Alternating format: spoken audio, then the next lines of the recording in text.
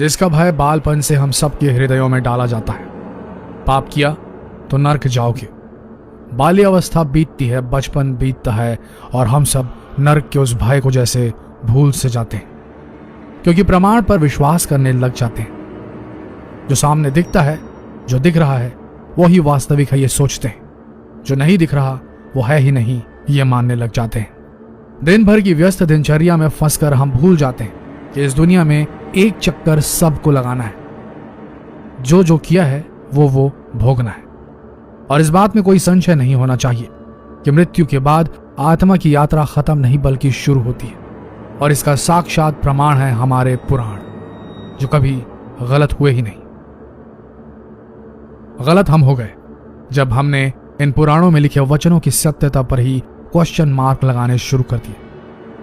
आज के इस वीडियो में हम आपको बताएंगे उसी नर्क के बारे में जिसके अस्तित्व को आप शायद काल्पनिक मानने लगे थे और धड़ल्ले से पाप किए जा रहे थे।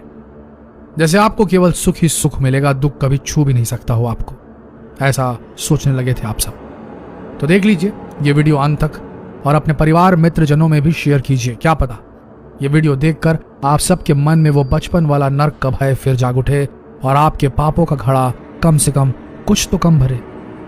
याद रखिए, वीडियो शेयर करना ना भूलें, कुछ तो पाप कम हो इस धरती से। इस वीडियो में हम बताएंगे गरुड़ पुराण में बताया गया नरक का वर्णन, और इसलिए इस वीडियो को अंत तक देखिएगा जरूर। और हाँ, आगे बढ़ने से पहले इस वीडियो को लाइक कर लीजिए। गरुड़ पुराण के दूसरे अध्याय में नरक का वर्णन मिलता है। इसके अनुसार गरुड़ ने कहा, हे केशव, यमलोक का मार्ग किस तरह दुखदायी होता है?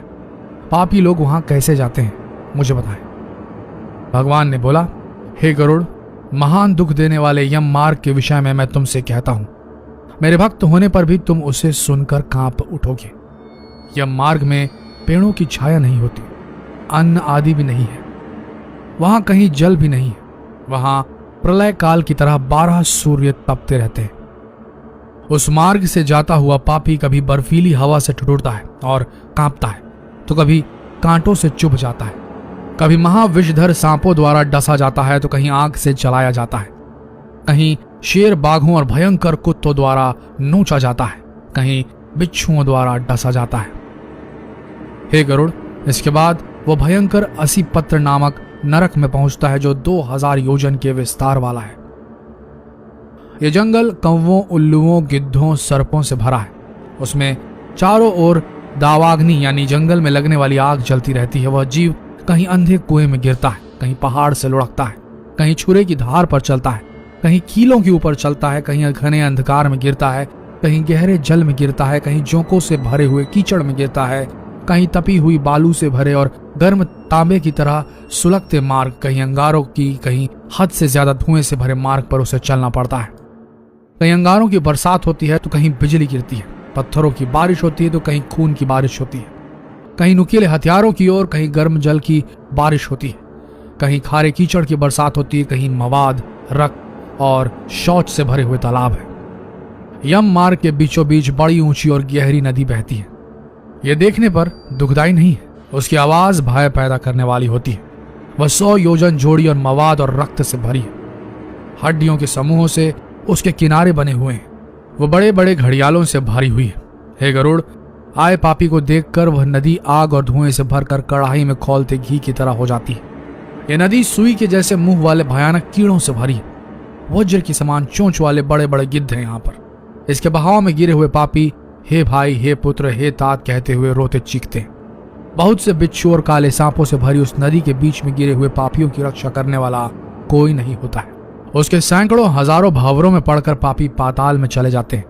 पल भर में ही ऊपर चले जाते हैं। कुछ पापी जंजीरों से बंधे होते हैं, कुछ अंकुश में फंसाकर खींचे जाते हैं और कुछ कौवों द्वारा खींचे जाते हैं। बड़े ही भयानक यमदूतों द्वारा मुद्दतों से पिटते जाते हुए खून की उल्टी करते हैं और उल्टी किए हुए खून को पीते भी हैं। इस प्रकार 17 दिन तक वायु वेग से चलते हुए 18वें दिन वह प्रेत सौम्य रूप में पहुंच जाता है। दोस्तों, जाहिर है कि गरुड़ पुराण का यह वर्णन मनुष्यों को धर्म का आचरण करने और पाप से दूर रखने के लिए ही रचा गया होगा। लेकिन हम मनुष्य आज भूल चुके हैं अपने पुराणों को, अपने धर्म को, और ये मानकर चलते हैं कि जो दिखता है वही सच है, जो नहीं दिखता है वो वास्तविक नहीं, काल्पनिक है।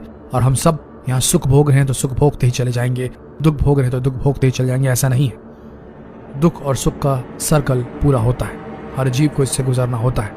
मृत्यु के पहले या मृत्यु के बाद आपको आपके कर्मों के फल जरूर मिलेंगे, ये याद रखिए। आपने बचपन के नर्क के भय की उस फीलिंग को, उस एहसास को जगाइए और बचिए अगला पाप करने से। हम तो केवल यही सलाह दे सकते हैं आपको कि पाप करने से कैसे भी अपने आप को रोक लें। जितना हो सके इस वीडियो को शेयर करें ताकि धरती से कुछ तो पाप कम हो। क्या आपको ये सही नहीं लगता? कमेंट कर हमें जरूर बताएं।